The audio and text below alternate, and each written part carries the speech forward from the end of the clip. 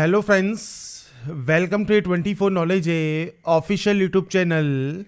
आज के इस वीडियो में हम बात करेंगे रेलवे आरआरबी में फ्रेंड्स जो रिक्रूटमेंट नोटिफिकेशन इस समय आपकी ऑनगोइंग है, जो कि है जूनियर इंजीनियर पोस्ट के लिए, जो कि है आरआरबी जेई ऑनलाइन फॉर्म 2025, जिसके लिए आप ऑनलाइन अप्लाई कर सकते हैं 30 नवंबर 2025 तक। तो आपको रेलवे में जूनियर इंजीनियर का जो ऑनलाइन फॉर्म है वो आपको कैसे अप्लाई करना है, क्या क्या जानकारी आपको फिल करनी होगी, इन सभी डिटेल्स के बारे में हम बात करने वाले हैं इस वीडियो में। इस वैकेंसी से रिलेटेड जानकारी आप आरआरबी की ऑफिशियल वेबसाइट पर जाकर या वीडियो डिस्क्रिप्शन में jobrasa.com पर जाकर चेकआउट कर सकते हैं। लिंक आपको वीडियो डिस्क्रिप्शन में देखने को मिल जाएगा। टोटल यहाँ पर फ्रेंड्स जो वैकेंसीज है वो आपकी 2500 प्लस वैकेंसीज जारी की गई हैं। और यहाँ पर देखिए जो अप्लाई है वो आप करने से पहले जो इसका डिटेल नोटिफिकेशन है वो आप एक बार चेक ज़रूर कर लें। तो यहाँ पर फ्रेंड्स देखिए जो वैकेंसीज हैं उसके लिए आपकी जो इनिशियल पे है वो 35,400 रहेगी। 18 से 33 साल आपका एज क्राइटेरिया है। और आप आरआरबी वाइज या रेलवे जोन वाइज वैकेंसीज को एनेक्सर बी में आप चेकआउट कर सकते हैं। अब बात करते हैं कैसे आपको इसका फॉर्म अप्लाई करना है। और इस वीडियो को स्टार्ट करने से पहले अगर अभी तक आपने हमारे चैनल को सब्सक्राइब नहीं किया है, सब्सक्राइब करें, शेयर करें, लाइक करें, जिससे आपको आने वाली सारी अपडेट्स मिल सके। तो यहाँ पर फ्रेंड्स देखिए सबसे पहले आपको यहाँ पर एक ऑप्शन मिलता है लॉगिन का और एक ऑप्शन मिलता है आपको क्रिएट एन अकाउंट का। तो सबसे पहले अगर आप पहले से रजिस्टर कैंडिडेट हैं डायरेक्टली आप लॉगिन कर सकते हैं। पर अगर आप पहली बार अप्लाई कर रहे हैं, पहली बार रजिस्ट्रेशन कर रहे हैं, तो क्रिएट एन अकाउंट वाले ऑप्शन पर आप क्लिक करेंगे। अब यहाँ पर एक चीज़ ध्यान रखिएगा, अगर आपने आरआरबी की जो 2024 और 25 की वैकेंसीज हैं उसके लिए अगर आपने अप्लाई किया था, रजिस्टर किया था, अकाउंट क्रिएट किया था, तो आपको दोबारा से अकाउंट क्रिएट करने की जरूरत नहीं है। आप डायरेक्टली लॉगिन कर सकते हैं। अगर आप पहले से रजिस्टर है तो थोड़ा सा वीडियो आप स्किप कर सकते हैं। सबसे पहले हम बात करेंगे शॉर्ट में कैसे आप अपना रजिस्ट्रेशन प्रोसेस यहाँ पर कंप्लीट करेंगे। तो यहाँ पर फ्रेंड्स अपना अकाउंट क्रिएट करने के लिए सबसे पहले यहाँ पर आपको नेशनलिटी सेलेक्ट करनी होगी। इसके बाद यहाँ पर आपको देना होगा आपका नाम। ये ध्यान रखिएगा जो भी डिटेल्स आप यहाँ पर एंटर करेंगे ये आप 2 बार एंटर करेंगे, जिससे ये आपका रीटाइप हो जाए और वेरीफाई हो जाए। तो आपका 10th के सर्टिफिकेट मार्कशीट के अकॉर्डिंग नाम आपको देना है। अगर आपने अपना कभी नाम चेंज किया है और आप यस पर क्लिक करते हैं तो आपके पास एक लीगल डॉक्यूमेंटेशन होना चाहिए।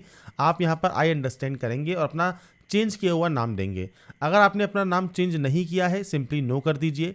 इसके बाद है डेट ऑफ बर्थ, तो आप इस कैलेंडर पर जाएंगे और आपका फ्रेंड्स जो भी डेट ऑफ बर्थ है वो आप सेलेक्ट करेंगे और यहाँ पर आप उस डेट ऑफ बर्थ को रीटाइप करेंगे। यहाँ पर जेंडर ऑप्शन है, जेंडर आप सेलेक्ट कर सकते हैं। आपका फादर नेम, मदर नेम 10 की मार्कशीट या सर्टिफिकेट के अकॉर्डिंग आपको एंटर करना होगा। इसके बाद आता है आपका कॉन्टैक्ट डिटेल। तो सबसे पहले आपकी जो मेल आईडी है और आपका जो मोबाइल नंबर है वो आपको यहाँ पर एंटर करना है। जनरेट ईमेल ओटीपी कीजिए, जनरेट मोबाइल ओटीपी कीजिए। आपकी मेल आईडी पर और मोबाइल नंबर पर एक ओटीपी आती है, वो ओटीपी आपको यहाँ पर टाइप करनी होगी। ओटीपी टाइप करने के बाद नेक्स्ट ऑप्शन आता है वेरिफिकेशन का। अब वेरिफिकेशन आप डिजी लॉकर के माध्यम से कर सकते हैं, आधार कार्ड के माध्यम से भी कर सकते हैं। कोशिश कीजिए डिजी लॉकर या आधार कार्ड में से किसी भी एक ऑप्शन से आप अपना वेरिफिकेशन कर लें। अगर आप इस वाले ऑप्शन को सेलेक्ट करते हैं कि आपके पास आधार कार्ड नहीं है तो आप आई डू नॉट हैव आधार पर क्लिक कर सकते हैं, वेरीफाई करेंगे और इसके बाद यहाँ पर आपका जो ड्राइविंग लाइसेंस है या पैन कार्ड है उनमें से किसी भी एक ऑप्शन के साथ आप यहाँ पर अपना रजिस्ट्रेशन तो कर सकते हैं। अब यहाँ पर रजिस्ट्रेशन तो हो जाएगा, पर आप फॉर्म को अप्लाई करेंगे तो वहाँ पर आधार वेरिफिकेशन ज़रूरी होता है। इसलिए जब आप रजिस्ट्रेशन ही कर रहे हैं तो आपके पास जो आधार कार्ड है उसके माध्यम से ही कर लें, सबसे बेस्ट आपका यहाँ पर रहेगा। अपना आधार कार्ड नंबर दीजिए। आधार कार्ड में जो मोबाइल नंबर रजिस्टर है उस पर एक ओटीपी आती है, वो ओटीपी आपको वेरीफाई करनी होगी। इसके बाद आप अपना एक पासवर्ड क्रिएट करेंगे। पासवर्ड कैसा होना चाहिए, अगर मैं आपको सैंपल या डेमो शो करूं तो यहाँ पर फ्रेंड्स देखिए कुछ इस तरह का आपके सामने जो मैंने पासवर्ड शो किया है, जिसमें कैपिटल लेटर है, स्मॉल लेटर है, स्पेशल कैरेक्टर है और नंबर्स है। इस तरह का पासवर्ड आपका होना चाहिए। डेमो या सैंपल के तौर पर मैंने आपको शो किया है। आप कुछ इस तरह का पासवर्ड जनरेट करेंगे, पासवर्ड को कंफर्म करेंगे, I am not a robot पर क्लिक करेंगे और preview and create an account आप यहाँ से कर लेंगे। अब ये तो बात हो गई उन कैंडिडेट की जिनका यहाँ पर पहले से अकाउंट क्रिएट नहीं था और जो पहली बार यहाँ पर अकाउंट क्रिएट कर रहे हैं। अगर आपका पहले से अकाउंट क्रिएटेड है आप लॉगिन हेयर वाले ऑप्शन पर क्लिक करेंगे। लॉगिन विद आरआरबी या आधार आप कोई भी ऑप्शन को सेलेक्ट कर सकते हैं। आपका मोबाइल नंबर या मेल आईडी और जो पासवर्ड आपने क्रिएट किया होगा वो डालकर I am not a robot पर क्लिक करके आप यहाँ से जो है अपने जो लॉगिन है वो आप यहाँ पर कर सकते हैं।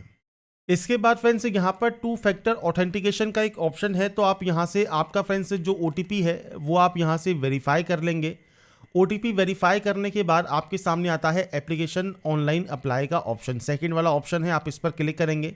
यहाँ पर फ्रेंड्स आपको देखिए स्टार्टिंग में ही पहला जो ऑप्शन है वो आपको यहाँ मिल जाता है, जो कि है आपके जूनियर इंजीनियर का, जिसमें फ्रेंड्स आपको इंपॉर्टेंट डेट्स दी गई हैं, ओपनिंग डेट दी गई है, क्लोजिंग डेट दी गई है। आपको I am not currently debate पर क्लिक करना है, आई हेयर बाय डिक्लेयर कन्फर्म पर क्लिक करना है और उसके बाद नेक्स्ट स्टेप पर क्लिक कर देना है। और फ्रेंड्स नेक्स्ट स्टेप पर क्लिक करने के बाद आपके सामने देखिए वैकेंसीज की जो डिटेल है वो अभी आपको यहाँ पर चेक कर सकते हैं। आप जिस भी आरआरबी में अप्लाई करना चाहें वहाँ की जो वैकेंसीज हैं कैटेगरी वाइज आपको देखने को मिल जाती हैं। तो अप्लाई करने से पहले एक बार फ्रेंड्स जो आपका नोटिफिकेशन है इसमें आरआरबी के अकॉर्डिंग जो आपकी वैकेंसीज आपको दी गई हैं वो एक बार आप चेक ज़रूर कर लें और उसके बाद ही आप इसमें जो है ऑनलाइन आवेदन करें। तो अप्लाई करने से पहले एक बार डिटेल्स को नोटिफिकेशन में आरआरबी को चेक कर लें, उसके बाद आप यहाँ से आरआरबी सेलेक्ट कर लेंगे जिस भी आरआरबी में आप अप्लाई करना चाहते हैं, उसके बाद ही आप नेक्स्ट स्टेप पर क्लिक करेंगे। इसके बाद फ्रेंड्स मैरिटल स्टेटस ऑप्शन है, मैरिटल स्टेटस को सेलेक्ट कर लीजिएगा। रिलीजन ऑप्शन है, मदर टंग ऑप्शन है, ये आपकी बेसिक जानकारी है जो कि आप अपने अकॉर्डिंग यहाँ पर सेलेक्ट या एंटर कर सकते हैं। आपका चॉइस ऑफ लैंग्वेज, आप किस लैंग्वेज में अपना जो एग्ज़ाम है वो कंडक्ट करना चाहते हैं। परमानेंट विजिबल मार्क कौन सा है, मतलब कोई कट का निशान है, कोई मोल है, कोई बर्न का निशान है, आप उसकी जानकारी यहाँ पर दे सकते हैं। ऐसे ही कम्युनिटी में जनरल में कोई ऑप्शन नहीं आता। अगर बात करें आपके ईडब्ल्यूएस कैटेगरी में तो आपके पास यहाँ पर इनकम का जो सर्टिफिकेट है, जो ईडब्ल्यूएस सर्टिफिकेट होता है, जो कि फ्रेंड्स लेटेस्ट सर्टिफिकेट होना चाहिए 1 अप्रैल 2025 के बाद का। और ये ध्यान रखिएगा क्लोजिंग डेट 30/11/2025 से पहले का आपके पास सर्टिफिकेट होना चाहिए। आपका ईडब्ल्यूएस सर्टिफिकेट नंबर किसने ये इशू किया है वो आपको सेलेक्ट करना होगा। इशूइंग स्टेट कौन सा है वो आपको यहाँ देना होगा और इसके अलावा आपको यहाँ पर सर्टिफिकेट इशू डेट आपको मेंशन करनी होगी। अगर बात करें ओबीसी कैंडिडेट की तो ओबीसी में आपसे कहता है सेंट्रल गवर्नमेंट का सर्टिफिकेट आपके पास होना चाहिए। साथ में अगर आपके पास नॉन क्रीमी लेयर का सर्टिफिकेट है ओबीसी का तो ही आपको रिजर्वेशन मिलेगा और ये भी आपका 1 अप्रैल 2025 के बाद और 30/11/2025 से पहले का होना चाहिए। यहाँ पर आपको आपकी कास्ट का जो नेम है वो आपको मेंशन करना है, आपके सर्टिफिकेट पर ये मेंशन होता है। कम्युनिटी सर्टिफिकेट नंबर आपको यहाँ पर मेंशन करना है। इसके अलावा फ्रेंड्स आपका यहाँ पर देखिए जो नेक्स्ट ऑप्शन है किसने ये इशू किया है और आपका इशूइंग स्टेट कौन सा है और आपका डेट ऑफ इशू क्या है ये आपको प्रोवाइड करना है। अगर बात करें एससी या एसटी कैंडिडेट की तो यहाँ पर आपके पास सेंट्रल गवर्नमेंट का सर्टिफिकेट होना चाहिए। इसके लिए कोई भी डेट आपके यहाँ पर नहीं होती है, आपका अगर पुराना भी है तो वो भी चल जाएगा। इसके बाद है कास्ट का नाम, ये आपको देना है, सर्टिफिकेट नंबर देना है, ये सब जानकारी आपके सर्टिफिकेट पर मेंशन होती है। कास्ट का नाम भी मेंशन होगा और सर्टिफिकेट नंबर भी आपको स्टार्टिंग में ऊपर देखने को मिल जाता है।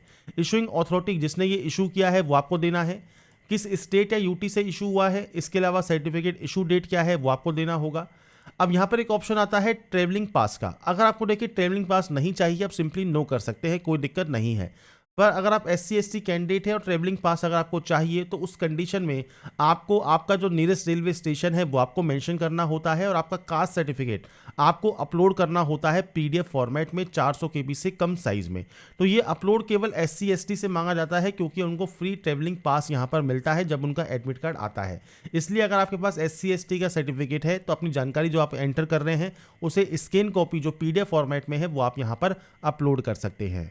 इसके बाद फ्रेंड्स नेक्स्ट ऑप्शन आपके एड्रेस का रहेगा। एड्रेस आपको आपके अकॉर्डिंग एंटर करना है, स्टेट कौन सा है, डिस्ट्रिक्ट कौन सा है, आपका नियरेस्ट सिटी कौन सा है, पिन कोड क्या है, आपका पूरा एड्रेस क्या है, ये बेसिक जानकारी आपको प्रोवाइड करनी है। अगर प्रेजेंट और परमानेंट एड्रेस अलग अलग है तो आप अलग अलग एंट्री कर सकते हैं, सेम है तो आप सेम एस पर क्लिक करेंगे।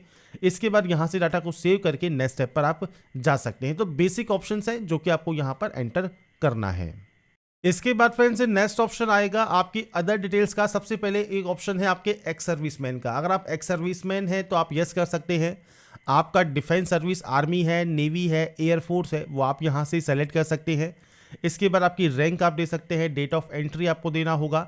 अगर आप स्टिल वर्किंग हैं तो आपकी एक्सपेक्टेड डेट दे सकते हैं। अगर आप डिस्चार्ज हो चुके हैं तो आप रीजन ऑफ डिस्चार्ज देंगे, डेट ऑफ डिस्चार्ज आपको देना होगा, आपका डिस्चार्ज सर्टिफिकेट नंबर और आपने कभी री एम्प्लॉयमेंट लिया है तो आप यहाँ पर यस या नो कर सकते हैं आपके अकॉर्डिंग। अगर आप एक्स सर्विसमैन नहीं है तो सिंपली नो कर दीजिए। पीएच कैटेगरी से बिलोंग करते हैं तो टाइप ऑफ डिसेबिलिटी क्या है, इसके अलावा सब टाइप ऑफ डिसेबिलिटी क्या है, परसेंटेज ऑफ डिसेबिलिटी क्या है, PS certificate number, PS certificate issue date और यूडीआईडी नंबर क्या है। तो ये बेसिक ऑप्शंस हैं जो कि आपको यहाँ प्रोवाइड करने हैं, नहीं तो आप यहाँ पर नो कर सकते हैं। इसके अलावा आपका जो राइटिंग एबिलिटी अफेक्टेड अगर आपका है तो आप यहाँ पर यस या नो कर पाएंगे। और इसके लिए आप पैरा नंबर 11.7.2 आप एक बार ज़रूर पढ़ लें। इसके बाद है ईबीसी। ईबीसी क्या है? यह है आपका इकोनॉमिकल बैकवर्ड क्लास। अब इसमें आपको कोई भी बेनिफिट नहीं मिलता, कोई भी रिजर्वेशन नहीं मिलता, केवल आपको फीस में छूट मिलती है। अब इसके लिए आपके पास जो है, देखिए आपके पास या तो ईबीसी सर्टिफिकेट है या बीपीएल कार्ड है, तो आप यहाँ पर इसका जो है बेनिफिट ले सकते हैं। अगर आप यहाँ पर टाइप ऑफ डॉक्यूमेंट देखेंगे तो आपको 3 तरह के ऑप्शंस मिलेंगे। अगर आपके पास इनमें से कोई भी सर्टिफिकेट है आप उसको सेलेक्ट कर लें। इशूइंग अथॉरिटी क्या है, सर्टिफिकेट नंबर और डेट ऑफ इशू क्या है, ये आपको देना होगा, नहीं तो आप इसमें भी नो कर देंगे। इसके बाद आता है आपका एक्सपीरियंस ऑप्शन। तो अब एक्सपीरियंस में सबसे पहले आता है इंडियन रेलवेज में। अगर आप वर्किंग है तो आप यस कर सकते हैं, आपने एनओसी के लिए अप्लाई कर दिया है, आपकी कैटेगरी कौन सी है, प्लेस ऑफ वर्किंग क्या है, जोन या पीयू या यूनिट कौन सा है, वो आपको देना होगा, नहीं तो आप इसमें भी सिंपली नो कर देंगे। नो अगर आप करते हैं मतलब आप रेलवे में वर्किंग नहीं करते हैं, तो आप मान लीजिए कोई अदर एम्प्लॉयमेंट है आपका सेंट्रल गवर्नमेंट में, स्टेट गवर्नमेंट में, पीएसयू में, तो आप अपनी जानकारी प्रोवाइड कर सकते हैं। नहीं है तो आप सिंपली इसमें भी नॉट एप्लीकेबल ही रहने देंगे। इसके बाद नेक्स्ट ऑप्शन है आपके बैंक डिटेल्स का। तो यहाँ पर आपको देना है आपका अकाउंट नंबर, आपका फ्रेंड्स यहाँ पर रिफंड कर ली, जो आपका बैंक आपने चूज़ किया है, जिसका अकाउंट नंबर आपने दिया है, उसका आईएफएससी कोड क्या है। तो आपकी जो बैंक की पासबुक है उसका फर्स्ट पेज देखिए, फर्स्ट पेज पर आपको ये सारी जानकारी देखने को मिल जाएगी। आप यहाँ पर अपने अकॉर्डिंग आप जानकारी एंटर करेंगे पासबुक में चेक करने के बाद, उसके बाद एंट्री करने के बाद सेव करेंगे और नेक्स्ट स्टेप पर जाएंगे। अब नेक्स्ट स्टेप जो है वो है आपकी यहाँ पर क्वालिफिकेशन का। सबसे पहले क्वालिफिकेशन में 10th की ही एंट्री आपको करनी है। 10th आप सेलेक्ट करेंगे, स्टेट सेलेक्ट करेंगे, डिस्ट्रिक्ट सेलेक्ट करेंगे, बोर्ड का नाम मेंशन करेंगे, डेट ऑफ पासिंग आपको देना होगा, आपका रोल नंबर देना होगा, 10th का सर्टिफिकेट सीरियल नंबर आपको देना होगा। ये बेसिक ऑप्शन है। 10th की मार्कशीट एंड सर्टिफिकेट पर ये आपका अवेलेबल रहता है। यहाँ पर ध्यान रखिएगा, आपसे यहाँ पर सर्टिफिकेट या सीरियल नंबर मांगा गया है आपके 10th का। इसके बाद आप इसे अपडेट करेंगे। अपडेट होने के बाद क्वालिफिकेशन में देखिए मल्टीपल ऑप्शंस हैं। डिग्री इन इंजीनियरिंग आपके पास है, डिप्लोमा इन इंजीनियरिंग है, बैचलर ऑफ साइंस है। मान लीजिए आपके पास डिप्लोमा इन इंजीनियरिंग है तो आप यहाँ से डिसिप्लिन सेलेक्ट करेंगे, किस में आपने यहाँ पर जो है डिप्लोमा किया हुआ है। आपके कोर्स का नाम आपको यहाँ पर देना होगा, जो कि सर्टिफिकेट में आपको यहाँ पर देखने को मिल जाता है। अब यहाँ पर आपका स्टेट कौन सा है, डिस्ट्रिक्ट कौन सा है, कॉलेज कौन सा है जहाँ से आपने इसको पास किया है, डेट ऑफ पासिंग क्या है, ये आपको देना होगा। ऐसे ही अगर आपके पास बैचलर ऑफ साइंस है, आप यहाँ से डिसिप्लिन सेलेक्ट करेंगे, आपके कोर्स का नाम देंगे, जो भी कोर्स का नाम आपका है, बीएससी है, जो भी आपका कोर्स का नाम आपके सर्टिफिकेट पर मेंशन है। इसके बाद सेम स्टेट, आपका डिस्ट्रिक्ट, कॉलेज का नाम, डेट ऑफ पासिंग आपको देना होगा। अगर आपके पास डिग्री है तो आप यहाँ से डिग्री सेलेक्ट कर सकते हैं। आप डिग्री इनमें से किस स्ट्रीम में आपने की हुई है, किस डिसिप्लिन में आपने की हुई है, वो आपको सेलेक्ट करना है। यहाँ पर फ्रेंड्स आपको आपकी डिग्री का नाम मेंशन करना है, आपकी डिग्री का नाम आप यहाँ पर मेंशन कर देंगे। इसके बाद आपको स्टेट का नाम देना है, स्टेट का नाम आप मेंशन कर सकते हैं। अगर आपके जो सर्टिफिकेट है उस पर जो नाम लिखा है, अगर फुल फॉर्म में ये नाम लिखा हुआ है बैचलर ऑफ टेक्नोलॉजी, तो आप उसको पूरा नाम आप यहाँ पर जरूर दे दीजिएगा। इसके बाद किस डिस्ट्रिक्ट से आपने पास किया है, किस आपने यूनिवर्सिटी या कॉलेज से आपने इसको पास किया है, वो जानकारी आपको यहाँ पर एंटर करनी है। इसके बाद आपको आपका डेट ऑफ बर्थ देना है, मतलब आपने इसको वो डेट ऑफ पासिंग देना है जब आपने इसको पास किया है। तो अपने अकॉर्डिंग आप यहाँ पर ये एंटर करेंगे, आपकी परसेंटेज एंटर करेंगे और उसके बाद यहाँ से इसे ऐड कर देंगे। अगर कोई और क्वालिफिकेशन भी है तो आप उसकी जानकारी यहाँ पर प्रोवाइड करना चाहें तो कर सकते हैं। इसके बाद आप नेक्स्ट स्टेप पर जाएंगे। अब नेक्स्ट स्टेप जो है वो है फ्रेंड्स आपके डॉक्यूमेंट्स अपलोड का, जिसमें सबसे पहले फोटोग्राफ है और आपका यहाँ पर सिग्नेचर है। अब देखिए यहाँ पर जो फोटोग्राफ है इसके लिए आपको सैंपल फोटोग्राफ दी गई है, आपकी कुछ इस तरह की फोटोग्राफ आपकी होनी चाहिए। और फोटोग्राफ आपकी जो है वो लाइव फोटो यहाँ पर अपलोड होती है, जो कि आप 2 तरह से फोटो अपलोड कर सकते हैं। सबसे पहले हम बात करते हैं सिग्नेचर की। अब देखिए सिग्नेचर के लिए आपको यहाँ पर बताया गया है 30 से 49 KB में आपका सिग्नेचर होना चाहिए, 140 से 60 पिक्सल में आपको ये अपलोड करना है। अब आप ब्राउज पर क्लिक करके फाइल को सेलेक्ट करके अपलोड कर सकते हैं। अब मान लीजिए आपका सिग्नेचर अपलोड नहीं हो रहा है तो आपको सबसे पहले पिक्सल चेंज करने हैं और साइज चेंज करना है। वो कैसे कर सकते हैं, तो इसके लिए आपको फ्रेंड्स यहाँ पर IM रिसाइजर वाली वेबसाइट पर आना है, अपलोड इमेज पर क्लिक करना है। मैं आपके सामने सिर्फ एक डेमो फाइल जो है शो कर रहा हूँ, आपके सामने कुछ इस तरह की फाइल आप सेलेक्ट कर लेंगे, मतलब अपना सिग्नेचर सेलेक्ट कर लेंगे। इसके बाद आपको देना है विड्थ और हाइट। अब विड्थ और हाइट कौन सी देनी है, तो विड्थ और हाइट आपको यहाँ दी गई है, जैसे पिक्सल है तो 140 और 60। आपको यहाँ पर ध्यान रखना है, आपका जो विड्थ है वो आपका होना चाहिए 140 और हाइट होनी चाहिए 60 पिक्सल की। ये जब आप सेलेक्ट कर लेंगे, इसके बाद JPG फॉर्मेट में, JPG या JPG में आप जैसे डाउनलोड करना चाहें आप इसे डाउनलोड कर सकते हैं। जब आपकी जो इमेज है डाउनलोड इमेज पर आप क्लिक करेंगे, आपकी इमेज जब डाउनलोड हो जाएगी तो इसका साइज़ रहेगा कम। अब साइज़ को कैसे आप बढ़ा सकते हैं, तो PI7 की एक वेबसाइट होती है, यहाँ पर अपनी इमेज को आप सेलेक्ट कीजिए और इसके बाद फ्रेंड्स यहाँ पर देखिए जब अपनी फाइल को आप सेलेक्ट कर लेंगे, इसके बाद साइज़ आपको जो रिक्वायर्ड है वो है आपका फ्रेंड्स यहाँ पर 30 से 49 KB। तो 30 से 49 KB के लिए आप यहाँ पर जो फाइल का साइज़ है, मान लीजिए हम रख देते हैं यहाँ पर 44 KB और इसे कंप्रेस कर लेते हैं। जब ये यहाँ पर कंप्रेस हो जाएगा तो आपके सामने ये देखिए 42 KB में ये डाउनलोड हो गया। आप इसे डाउनलोड कर लेंगे, 42 KB में ये डाउनलोड हो जाएगा। इसके बाद फ्रेंड्स आपको ब्राउज़ पर क्लिक करना है और इसके बाद आपका फ्रेंड्स जो इमेज है, जो सिग्नेचर है वो आपके सामने यहाँ पर आ जाएगा। जब ये यहाँ पर आ जाता है, इसके बाद फ्रेंड्स आपको ग्रीन टिक का ऑप्शन मिलेगा। आप यहाँ से आपके जो सिग्नेचर है उसे आप अपलोड कर देंगे। अब देखिए मैंने आपके सामने यहाँ पर देखिए सिग्नेचर अपलोड कर दिया है। फाइल नाम हमने वही है, आपके सामने देखने को मिल रहा है कि वही हमने फाइल अपलोड की है जो कि हमने रिसाइज की थी। तो यहाँ पर आप फाइल का नाम जो है जरूर चेंज कर लीजिएगा, मैंने सिर्फ आपको डेमो शो किया है। इसके बाद बात आती है सिग्नेचर की, के बाद आपकी फोटोग्राफ की। फोटोग्राफ दो तरीके से आप अपलोड कर सकते हैं। सबसे पहले है कैप्चर लाइव इमेज। अगर मान लीजिए आपके पास वेब कैमरा है, आप इस पर क्लिक करते हैं तो आप यहाँ पर यस कर सकते हैं और वेब कैमरा से अपनी लाइव फोटो आप कैप्चर कर सकते हैं। आपको केवल 5 मिनट में 3 बार ही कैप्चर करने की जो है अनुमति मिलेगी। हल्के रंग की पृष्ठभूमि वाले अच्छे प्रकाश वाले क्षेत्र में बैठे अपना चेहरा फ्रेम के केंद्र में रखें, अपना सिर स्थिर रखें और ब्लिंक नेचुरली 2 से 3 बार करें और उसके बाद फ्रेंड्स आपका टाइमर स्टार्ट हो जाएगा और आपकी फोटो कैप्चर हो जाएगी। अब मान लीजिए आपके पास यहाँ पर कैप्चर लाइव इमेज के लिए वेब कैमरा नहीं है, पर आपके पास मोबाइल है और मोबाइल से आप वेब कैमरा के माध्यम से फोटो कैप्चर करना चाहते हैं, तो capture live image from mobile इस वाले ऑप्शन पर आप क्लिक करेंगे। क्लिक करने के बाद आपके सामने देखिए कुछ इस तरह का एक QR कोड आ जाएगा। अब जो ये QR कोड है इसे आपको स्कैन करना है और स्कैन करने के लिए आपको RRB अप्लाई की वेबसाइट पर आपको ये रिडायरेक्ट कर देगा।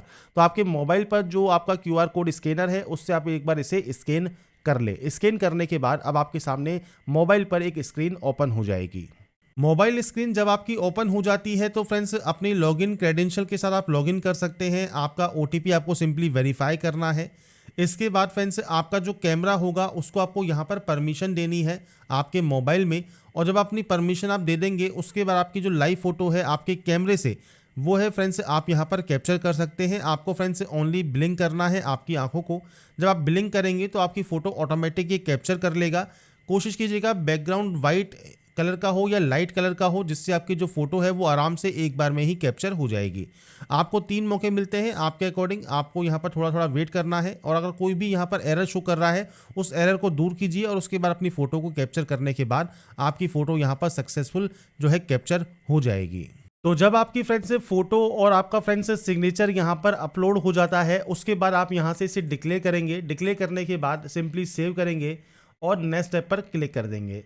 इसके बाद आता है फ्रेंड्स अब आपका RRB जो आपने सेलेक्ट किया है उसके अकॉर्डिंग आपको यहाँ पर देनी है एलिजिबल जो पोस्ट हैं वो आपको यहाँ देखने को मिलेंगी। अब आपको देना है प्रेफरेंस। तो आपके सामने यहाँ पर पोस्ट आ जाती हैं। आप अपने अकॉर्डिंग जो भी प्रेफरेंस यहाँ पर देना चाहें प्लस वाले आइकन पर आपको क्लिक करना होगा और उसके बाद फ्रेंड्स आप अपने अकॉर्डिंग जितनी भी पोस्ट के लिए प्रेफरेंस देना चाहें वो आप यहाँ पर दे सकते हैं। आप केवल एक पोस्ट के लिए दे सकते हैं, 2 के लिए दे सकते हैं। आप चाहें तो जितनी भी पोस्ट है उन सभी का प्रेफरेंस आप देना चाहें तो वो भी आप दे सकते हैं, क्योंकि ये जो ऑप्शंस आते हैं ये आते हैं आपने जो भी जानकारी फिल की है उन सभी जानकारी के अकॉर्डिंग आपको यहाँ पर ऑटोमेटिक एलिजिबल पोस्ट देखने को मिलती है। उसके अकॉर्डिंग आप यहाँ पर पोस्ट सिलेक्शन कर सकते हैं। आई हैव एक्साइज पर आपको क्लिक करना होगा। इसके बाद आता है सेलेक्ट एलिजिबल एग्जाम ग्रुप। आप इस पर क्लिक करेंगे, इस ऑप्शन पर जाएंगे। 2 ऑप्शंस आपके सामने हैं, आपको आपके अकॉर्डिंग जो भी आपका ग्रुप है वो आपको सेलेक्ट करना होगा और उसके बाद आपको यहाँ पर आई अंडरस्टैंड करना होगा। अब यहाँ पर कहा गया है candidate possessing more than 1 minimum education qualification map to different exam group can choose any 1 exam group. आप यहाँ पर फ्रेंड्स मान लीजिए आपके पास एक से ज़्यादा एजुकेशन क्वालिफिकेशन है तो आपको यहाँ पर जो है ग्रुप चूज करने का ऑप्शन मिलता है।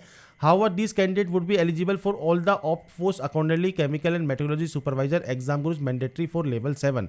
तो यहाँ पर फ्रेंड्स से देखिए जो आपको यहाँ पर ऑप्शन मिलता है ये आप यहाँ पर अपने अकॉर्डिंग ग्रुप को यहाँ पर सेलेक्ट कर सकते हैं। ग्रुप को सेलेक्ट करने के बाद डिक्लेयर करेंगे, प्लेस का नाम मेंशन करेंगे और उसके बाद यहाँ से सेव एंड प्रीव्यू एप्लीकेशन आप यहाँ से कर सकते हैं। अब जब फ्रेंड्स आप यहाँ पर आपका जो पोस्ट प्रेफरेंस है जब आपका सेव हो जाता है इसके बाद ऑप्शन आता है आपके सामने यहाँ पर आपके एप्लीकेशन प्रीव्यू का। अगर एप्लीकेशन प्रीव्यू में आपको लगता है कोई गलती हो गई है तो आपको यहाँ पर एक ऑप्शन मिलता है नीचे एडिट का, तो आप यहाँ पर एडिट भी कर सकते हैं। और आपको लगता है कोई भी गलती नहीं है, सभी स्टेप आपने बिल्कुल सही से एंटर किए हैं, तो आप आई हैव रीचेक पर क्लिक करेंगे और उसके बाद यहाँ पर सिंपली इसे सबमिट कर देंगे। और सबमिट करने के बाद आपका जो फॉर्म है वो फाइनली सबमिट यहाँ पर हो जाएगा। फॉर्म सबमिट होने के बाद आपको फ्रेंड्स आपका जो फॉर्म है उसके लिए आपको करना होगा पेमेंट, और पेमेंट आप ऑनलाइन मोड में कर सकते हैं किसी भी बैंक के क्रेडिट कार्ड, डेबिट कार्ड और नेट बैंकिंग से। तो यहाँ तक कि देखिए जो प्रोसेस है वो मैंने आपको बता दी है। बाकी फ्रेंड्स आपको railway RRB JE online form fill up 2025 का जो फॉर्म है वो आपको कैसे अप्लाई करना है वो जानकारी मैंने आपको प्रोवाइड कर दी है। मैंने कोशिश की है आपको सारी जानकारी प्रोवाइड करने की। अप्लाई करने से पहले नोटिफिकेशन को एक बार रीड आउट जरूर कर लें, उसके बाद ही आप इसमें ऑनलाइन आवेदन करें। बाकी की जानकारी आप वीडियो डिस्क्रिप्शन में जाकर भी चेकआउट कर सकते हैं। अगर आपको हमारा ये वीडियो या अपडेट पसंद आया है तो लाइक सब्सक्राइब से जरूर कीजिएगा। बाकी की जानकारी के लिए ऐसे ही बने रहिए हमारे साथ, देखते रहिए हमारा YouTube channel. Thanks for watching.